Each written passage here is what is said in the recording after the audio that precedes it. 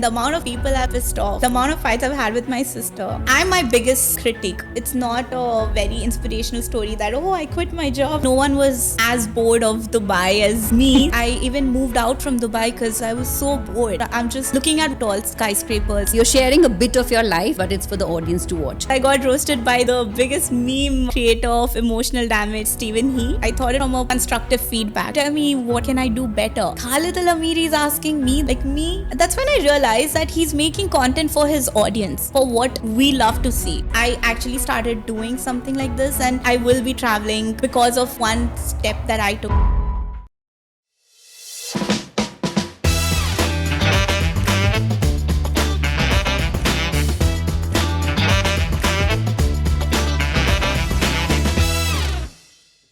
Welcome, Namaste to Women of Wonder by Reema Mahajan, or Wow Women as we lovingly call it. Wow Women is our initiative to share the journeys of empowered and ambitious women so that we can all take inspiration for them. Our special guest today is somebody whose journey I've been following for the last couple of years. She has more than 100,000 followers and is a travel and a food content creator. Welcome to the show, Kaunain. Thank you so much. Pleasure to have you here. It's my pleasure to be recognized and be part of your show as well. Thank Amazing. you so much for having me. We would love to hear more about your journey today, right from where it started. So let's go back to your early years. Who was Kaunain as a child? Was she always inspired by travel and food content, or where did the transition happen? Well, that takes me back. So I think Kaunain was someone who was really ambitious, and she was really trying to find a path to put her energy into. And I always knew that I wanted to do something very impactful. I just didn't know what. And I still remember just opening my laptop one night and then just typing in how to be successful, how to create an impact. And I was just reading stories about people doing great things. And it was just during COVID times, I think, when people were making babies. I made Cruising Cravings. So that's your baby. Yeah, so it's my baby. And that's when I channeled all my energy into Cruising Cravings. And quite honestly, I did not think of it being a blog. I just had the passion of taking pictures, sharing experiences. Even with my friends, I was that kind of a friend who people would message like, hey, do you know this place, or can you recommend this or that? Because I was also staying a bit alone during the COVID time. I was in India, and people would message me for that. And then I just thought like, okay, I have all these photos in my phone, and I have all these images and videos and experiences. So I just started posting, and my channel was actually called Kaunain. Right. And I was just following my friends, and people are like, hey, I think someone's trying to catfish you. This is a fake profile. I'm like, no, guys, it's me. It's my profile. So that's where it all just kind of started and came into a picture. So tell us more about the blog. How do you decide which places to travel to? How do you decide what food content you're going to put there? Quite frankly, I think I'm very sure that I want to sell experiences to people, because I don't want to be just another person promoting content. Because let's say if you're an audience and there's a new place open, you probably already know about it from 10 other bloggers, or you probably would have Googled it. And if you don't know about it, you're probably not even interested in it. So my whole concept is that I create experiences so that my audience, whether they like it and they've seen it before, they see it from a different point of view, or they see it from a fun, experiencing kind of a point of view. And if you don't like it, after watching that experience, you would be like, hey, maybe I should check this out as well. So that's the whole idea behind where I pick my inspirations from. As a Dubai resident, a Dubai kid who grew up here, for me, trust me, no one was as bored of Dubai as me, seeing the same old buildings and everything. And I remember I even moved out from Dubai because I didn't want to be here, because I was so bored. But then over the period of time, I just realized that, I'm not really living Dubai. I'm not experiencing Dubai. I'm not seeing it for what it is. I'm just looking at what it's showing me, like, the tall skyscrapers. Then when I started experiencing Dubai from a very personal point of view, where I love nature, I love being around mountains, I love the beaches, and I find my peace there. So when I started finding my peace in these bits in these places, I realized that Dubai has so much more to offer, and that's what I want to share with my audience, an experience from someone who was so bored of Dubai that now I'm trying to hunt for places which are extraordinary or just simple, but you can actually have a great time. So, talking about experiences, one of your reels recently went viral, and that was one where you traveled across 7 Emirates in 2 days. Yes.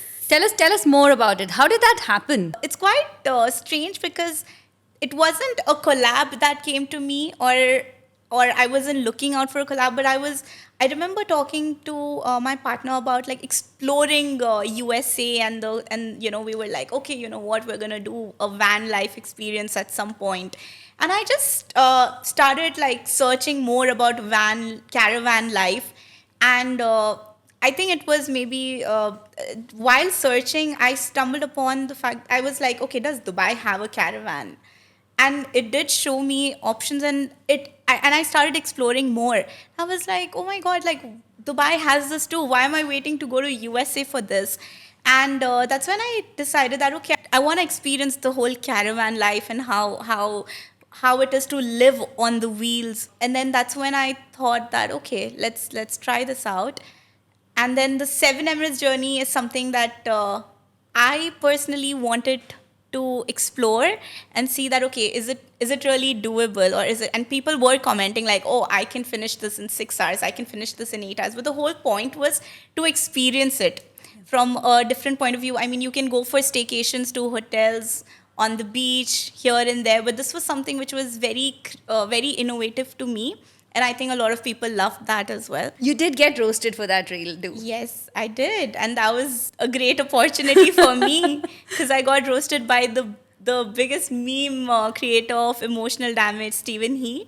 So he roasted me for that reel because I did take my dog along. Yes. And he was like, the videos with dogs always work out. So, well, he's always my companion whenever we're trying to find staycation deals. I also, because my whole point of showing content is sharing my personal experiences, and he's part of my personal experiences. So I got Alex, my husky, along, and yeah, I got roasted for that. That was actually the first time I'd also met you at the NAS Yes. Summit. And standing in front of 1,000 people, getting your reel roasted takes guts. It actually It takes does. guts. What did you think when you apply for that? I thought it from a very positive point of view. I thought it from a point of view where I'm like constructive feedback. You know, Right. that's what it is. I always keep telling my friends, I'm my biggest critic when it comes to my content. I keep asking for feedbacks from my friends as well, especially people who are not in the bloggers community. That's the feedback I truly appreciate because that's my audience as well. And one such person that I really looked up to and I picked up this quality from is Khalid Al Meri, because I met him at NAS Summit during the Yes Theory premiere show that we had. And I walked up to him and I told him that I love your videos, because I know he must be getting that 1,000 times Yes. a day. But when I told him that, he was like, what was the video you last watched? And I told him about Salamas and his Buffalo Wild Wings video, which was super hilarious. And I mentioned that I was at my low at that time, and that video was the reason that brought a smile to my face. And he like, you would expect him to just say thank you, or I truly appreciate, but what he actually told me was, really, like, can you give me feedback, can you tell me what can I do better? And I'm like, Khalid Al Meri is asking me that, like, that is like me. And then that's when I realized that he's making content for his audience, for what we love to see, and that's something that I so truly appreciate, and that's what I take in me as well, and I'm like trying to put that out as well. That's a great tip to share here, that as a content creator, you're actually creating content for the audience, not for yourself. You're sharing a bit of your life, you're sharing your experiences, but it's for the audience to watch. There are so many budding content creations out there who look up to you. What message would you want to share with them? I can just say one thing, that you are your greatest USP, because there's no one like you. There can no one be like you as well. There's only one Kaunain, and the kind of vibe that I give off, there's only one Reema, there's only one of you. So that's what people want to see as well. How are you different from the other person? So always try to be unique and be different. Don't try to promote or don't try to run behind followers, likes, comments. Just put in your hard work and people will truly see. I know there are so many content creators who have more followers, or there's always this race, but that doesn't bother me so much because I know when people watch my video how they feel.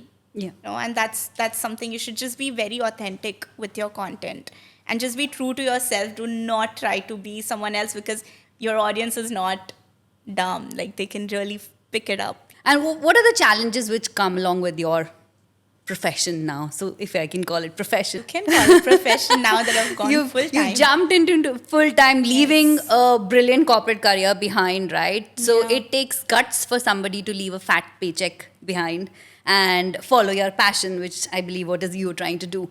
Do you wake up in the morning and think, what have I done? You know what I feel? Like, yesterday was Sunday and all my friends were like, tomorrow we have work. And I was like, I don't have to be stuck in the traffic anymore. But even if I do, because I had to come here as well, I was like, I am waking up with the thought that I'm doing this for myself. And that's, I think, the greatest feeling, to wake up every day and know that you have made this choice for yourself and you enjoy the perks of it and you face the challenges for it as well.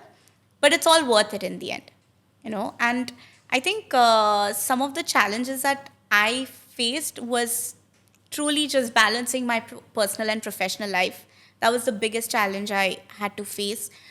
Because it's not easy when you have your foot in two different places. You need to give your 100% to one thing. So that was the challenge that I faced. And I remember in a lot of my career steps, my managers, my peers, they used to keep telling me that, you have a lot of potential. You can do so well. You just need to put in more focus and more. And I would just think that I'm doing my best, but why are they seeing so much potential in me when I'm doing my best, but I'm not able to meet it? There must be something. And lately, just last month, I realized that that's only because I was putting my potential in the wrong place. Challenges are always there, but I think the challenge of even having a stable income is something very transparent. Like, that's something that really puts me under the thought. But then I think there's no decision that's ever wrong for you. It just creates a path for you accordingly. So I'm on this path and I'm like, let's just go all in because there will be something in return for it. It's a beautiful path and I think you're completely right to go all in, and I am pretty sure it's going to be a very successful journey and an inspiration for a lot of people who are watching you today and will watch you in 1 year from today. With that, we come to the most interesting section, and this is my favorite section of this show, which is the rapid fire round. So there's no thinking here, okay? We've done research on you. We've put together some very interesting questions. And we'd love to know the real Kaunain, right? Just speak from your heart. That's all we need. Ready? Shall we start? Ready. Let's all start. Right. What's your favorite travel destination? India. Oh, great. And India has a variety of experiences, right? That's why. Just go in and then you can just explore everything there. Gorgeous. What's your most unusual food you've ever tried? I think it was oysters. Okay. Yeah, that was something I was like, not a seafood person at all. So that was something very unusual for me. Beach or mountains? Beach with mountain views. That is Where did you find that? I'll tell you, it's in Fujairah. Beach with mountain views. But I think beach. Beach more? Yeah. Okay. Yeah. What's your go-to travel outfit? Jeans, casual top. Yeah, that's it. That's it. Shades. Just shades? Yeah. Great. What's the best meal you've had while traveling? Oh, I know this. Oh my God. I had Pahadon Wali Maggie when I went for Kedarkantha trek. It was... It's real? It is real. It is real? It is real, guys. You have to have Pahadon Wali Maggie at least once, because that feeling with the hawa, like, it's cold, it's breezy, and then you see all these flags, tiny flags, and you're having that Maggie. I was so content. So those reels are real and yes. Everybody has to try it. Yes. Great.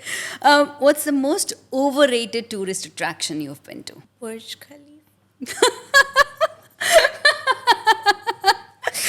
And you know what's funny? I went to Burj Khalifa this year. Right. After being in UAE for all these years. This Yes. year was the first time I went to Burj Khalifa because my friend was here, and then we were like, okay, you know what, let's just take you guys. And And for the went audience, it. how long have you been in UAE? 23 years. First time in, and I think the Burj Khalifa has been around for 15, 2009, yeah, 2009. I So think. for more than Yeah. 14, 15 years, you Yeah. escaped Burj Khalifa. I'm seeing it every time. I'm like, okay, if I'm gonna go on top, what am I gonna see? Like, Yes, you know. very interesting. What's your favorite travel app or website? I'm a very good person when it comes to doing research on travel. So Google, to be honest, I open 10 websites before going to any place. Like right now, I'm traveling next month, and I know where I'm going, what I'm doing, and I love reading about people, culture, so that when I go there, I don't get overwhelmed, and I know what's this all about. So I think Google is like my safest go-to place. While traveling, window seat or aisle seat? Window seat. The amount of fights and the amount of people I've pissed off to get that window seat, the amount of fights I've had with my sister, it's crazy. Always the window seat. It is. What's the one thing you always carry in your carry bag? Power banks. Power bank. And I recently got an Insta 360, so I'm trying to now get used to that, and I can't go without it. If you had to eat only one cuisine for the rest of your life, which one would it be? My mom's Hyderabadi biryani. Oh, really? People, whenever they meet me, they go like, "Oh, you're Hyderabadi biryani." I'm like, "Yeah." Like, Yes. they just associate biryani with me. So my mom really makes good Hyderabadi biryani, and I could have it forever. You did really very well. I think you were spot on all the answers. There are a lot of people who want to start travel blogging as such. Okay. How do they start? Wow. This sounds like my Chat GPT question. I'm just kidding. I think the first thing about travel blogging is you really need to. Everyone loves to travel, okay, but there's a very few chunk of people who want to experience the place that they are in, the culture, the offbeat experiences. If you wanna like start a travel blog, do a lot of research before traveling, wherever you're traveling. Save up. It's not a very inspirational story that, oh, I quit my job and I'm now full time. I had to really work hard to even get a bank balance so I could have some savings to start off with. Be very authentic with sharing your experiences, because people love to hear stories, and each story coming from a different person is always unique. In terms of postings and being on social media, be really consistent and be there for your audience, because they're like there for you. They're waiting for your stories.